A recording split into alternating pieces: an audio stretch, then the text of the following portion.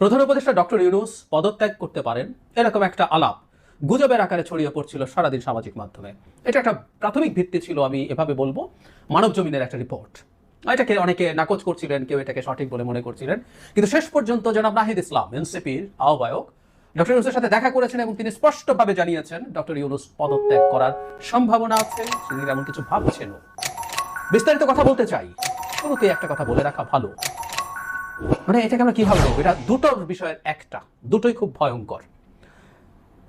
একটা হচ্ছে ডক্টর ইউনূস অতি চালাকি করছেন আইদা, অথবা তিনি যা করছেন এটা অত্যন্ত শিশুতোষ কাজ করছেন। দুটোর কোনোটাই ভালো না। কেন এই আমার কাছে এই দুটো অপশনের বাইরে আর কিছু নাই, সেটা নিয়ে কথা বলতে চাই। তার আগে আমি জানি না আমার এই ভিডিও ডক্টর ইউনূসের কাছে পৌঁছবে কিনা, সেটা যদি পৌঁছে থাকে আমি ক্ষমা চেয়ে নিচ্ছি। আমি তার প্রতি আমার ব্যক্তিগত কোনো ক্ষোভের জায়গা নেই, আমি তাকে প্রধান উপদেষ্টা হিসেবে দেখছি, তার প্রতি যে শ্রদ্ধা ছিল সেটা আছে, থাকবে। এই সরকারকে আমি এখনো ওন করি, এখনো যা বলছি আমি আমার প্রধান উপদেষ্টাকে বলছি, আমি ওন করি এই সরকারকে, এখনো ওন করি। কিন্তু আস্তে আস্তে আমি আরো টাফ ক্রিটিক্যাল হয়ে উঠছি, কারণ এই সরকার যে পথে হাঁটা দিয়েছে এবং তার নেতৃত্বে থাকা ডক্টর ইউনূস, এটা আমাদের জাতির ভবিষ্যৎকে ধ্বংস করে ফেলবে। সো আমাদেরকে কথা বলতে হবে। দীর্ঘদিন থেকে তেমন কোনো সমালোচনাই করি না, ফর মান্থস আস্তে আস্তে করতে শুরু করেছি এবং অবশ্যই খুবই সফটভাবে চেষ্টা করেছি, কিন্তু এখন আসলে আমাদের কঠোর হওয়ার সময় সম্ভবত চলে এসছে। বিবিসি বাংলা একটা রিপোর্ট করেছে, সেখানেই জানাব নাহিদ ইসলাম কথা বলেছেন। তার আগে একটা কথা বলে রাখা জরুরি, নাহিদ ইসলাম দেখা করতে পারলেন এবং তাকে তিনি বললেন, এবং নাহিদ ইসলাম এসে বিবিসি বাংলার সাথে কথা বলেছেন, তারপরে ডক্টর ইউনূস চেয়েছেন এই কথাগুলো মাঠে যাক। খুব সোজা সাপটা কথা। না চাইলে জনাব নাহিদ ইসলাম একান্তে যে বৈঠক হবে সেই বৈঠকের খবর জানানোর কোনো কারণ ছিল না। উনি জানিয়েছেন, মানে ডক্টর ইউনূস তাকে ডেকে খবরটা মাঠে দিয়েছেন। এবং আবার জনাব নাহিদ ইসলাম, কারণ কেন এই দলটা, কেন উনি একটা রাজনৈতিক দল করেন এখন, নিয়োগকর্তা, সেই শিশুতোষ কথাটা আবারও এক সময় আবেগের বশে বলে ফেলেছেন, কিন্তু উনি যদি একই চক্রে ঘুরপাক খান এটা ভালো কিছু না। যাই হোক, আমি রিপোর্টটার প্রায় পুরো অংশ পড়বো, কারণ প্রতিটা জায়গায় এখানে খুবই গুরুত্বপূর্ণ ইনফরমেশন আছে, সেটার ভিত্তিতে কথা বলতে চাই। নাহিদ ইসলাম বিবিসি বাংলাকে বলছেন, দেশের চলমান পরিস্থিতি, স্যারের তো পদত্যাগের একটা খবর আমরা আজকে সকাল থেকে শুনেছি, তো ওই বিষয় নিয়ে আলোচনা করতে স্যারের সঙ্গে দেখা করতে গিয়েছিলাম এবং উনি এই ধরনের পরিস্থিতিতে কাজ নাও করতে পারেনি। আলাপ করেছেন কিভাবে, আমি এক্সাক্ট ভাষাটা নাহিদ ইসলামের বরাতে বলছি। বিবিসি বাংলাকে নাহিদ বলছেন, স্যার বলেছেন আমি যদি কাজ করতে না পারি, যে জায়গা থেকে তোমরা আমাকে আনছিলা একটা গণ অভ্যুত্থানের পর, দেশের পরিবর্তন, সংস্কার, কিন্তু যেই পরিস্থিতি, যেভাবে আন্দোলন বা যেভাবে আমাকে জিম্মি করা হচ্ছে, আমি তো এভাবে কাজ করতে পারবো না। তো রাজনৈতিক দলগুলো তোমরা সবাই একটা জায়গায়, কমন জায়গায় নাও পৌঁছাতে পারো। ইসলাম মানে নাহিদ ইসলাম বলছেন, প্রধান উপদেষ্টাকে পদত্যাগের মতো সিদ্ধান্ত না নিতে তিনি আহ্বান জানিয়েছেন, এটা বললেন। প্রধান উপদেষ্টাকে নাহিদ ইসলাম বলছেন, আমাদের গণ অভ্যুত্থানের আকাঙ্ক্ষা এবং জাতীয় নিরাপত্তা ও দেশের ভবিষ্যৎ সবকিছু মিলিয়ে উনি যাতে শক্ত থাকেন এবং সবগুলো দলকে নিয়ে যাতে ঐক্যের জায়গায় থাকেন, সবাই তার সাথে আশা করি কোঅপারেট করবেন। প্রধান উপদেষ্টা পদত্যাগের বিষয়টি বিবেচনা করছেন বলে জানাচ্ছেন জনাব নাহিদ ইসলাম। বিবিসি বাংলাকে তিনি বলেন, হ্যাঁ যদি কাজ করতে না পারেন থাকবেন থেকে কি লাভ। তারপর তিনি স্পষ্টভাবে বলছেন পদত্যাগের বিষয়ে ভাবছেন তিনি। উনি বলেছেন উনি এই বিষয়ে ভাবতেছেন, ওনার কাছে মনে হয়েছে পরিস্থিতি এরকম যে তিনি কাজ করতে পারবেন না। পদত্যাগের বিষয়ে তার মনোভাবের কথা হচ্ছে এরকম, এখন উনি যদি রাজনৈতিক দল তার পদত্যাগ চায়, ওই আস্থার জায়গায়, আশ্বাসের জায়গায় না পাইলে উনি থাকবেন কেন। এই হচ্ছে জনাব নাহিদ ইসলামের বক্তব্য। তিনি দেখা করার পর আবারও সেই পুরনো কথা, নাহিদ ইসলামকে ডাকছেন, তার সাথে কথা বলছেন, নিয়োগকর্তাদের, তারাই নিয়োগকর্তা।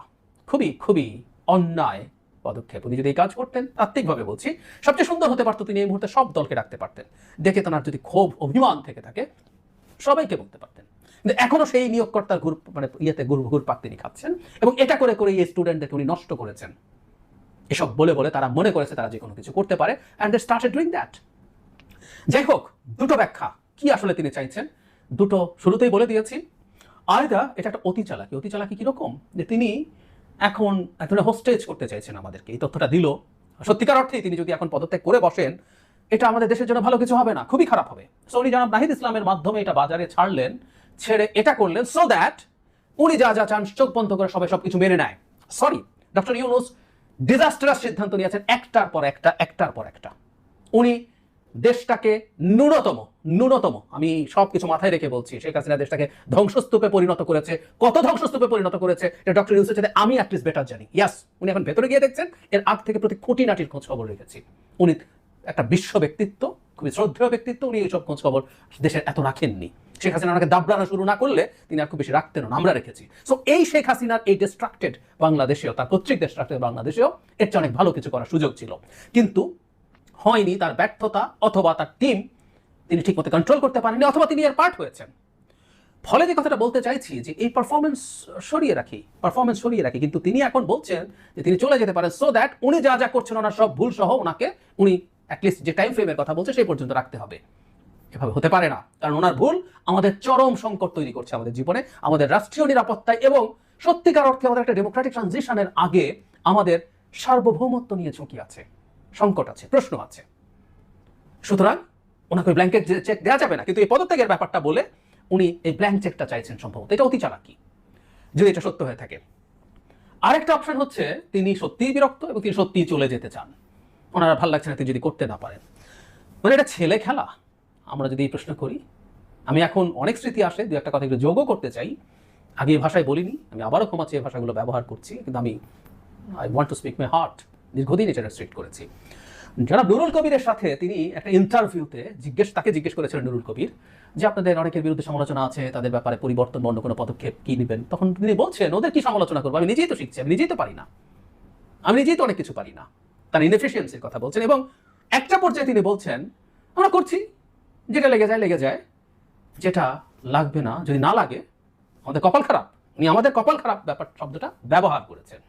একটা দেশকে নিয়ে একটা মানুষের কত ছেলে খেলার টেন্ডেন্সি এই ভাষ্যগুলো থেকে বোঝা যায়। আমরা তার সরলভাবে এই কথাগুলো বলাকে প্রশংসা করি, কিন্তু তার ভেতরে তো এই জিনিসটা আছে। তো এখনো তো ওনার হঠাৎ করে ইচ্ছা হলো, আমরা ছোটবেলায় বলতাম না খেলবো না, উনি এখন রিজাইন করে চলে যাবেন, যেহেতু উনি যেটা করতে চেয়েছিলেন পারেননি।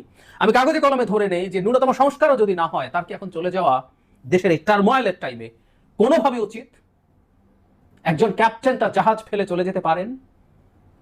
আমরা টাইটানিক সিনেমাটা যখন প্রথম দেখি, তখন খুব ছোটবেলায় দেখা, খুব ছোট না, তখন আমরা বুঝতে শিখেছি, তখন এই সিনেমাটা খুব বিখ্যাত। ওই তথ্যটা জানতাম না, তখন ওই সিনেমার সূত্রে আমরা জানতে পেরেছি। সেটা হলো জাহাজের captain is the last person. জাহাজ যখন ডুবতে থাকে, সবাই চলে যাওয়া সম্ভব হলে তিনি যাবেন, সর্বশেষ মানুষ। এবং ওই জাহাজের মধ্যে ক্যাপ্টেনকে সব তদারক করতে দেখি, আমরা ডুবে যেতে দেখি। আর আমাদের এমন একজন ক্যাপ্টেন আছেন, উনি জাহাজকে ঝড়ের মধ্যে ফেলে দিয়ে চলে যেতে চান। ওনার তো পৃথিবী আছে, সারা পৃথিবী বসে আছে ওনাকে রেসপেক্ট করার জন্য। উনি আমাদেরকে উদ্ধার করতে এসেছিলেন, এখন আর ভালো লাগছে না, কারণ উনি যা করতে চেয়েছেন, যেভাবে করতে চেয়েছেন, সেভাবে উনি পারছেন না বলে চলে যাচ্ছেন।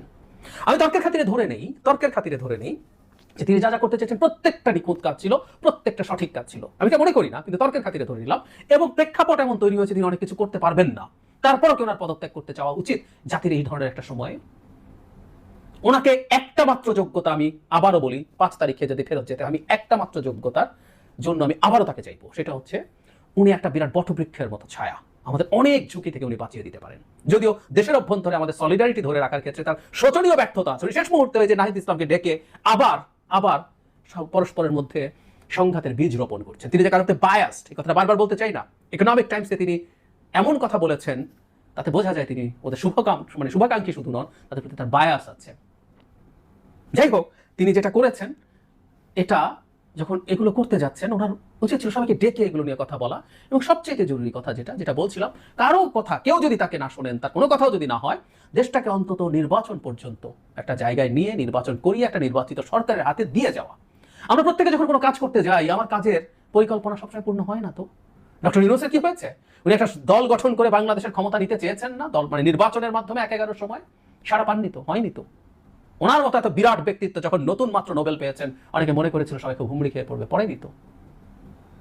প্রত্যেকের এই চাওয়া সবসময় পূর্ণ হবে, নট নেসেসারিলি। আমি তা খুব বুঝি, দুঃখ বুঝি, কিন্তু উনি চলে যেতে চান, এটা হতে পারে না যদি আন্তরিকভাবে, যদি কৌশলের অংশ না হয়। এটা আন্তরিকভাবে হলে এটা খুবই শিশুতোষ কাজ।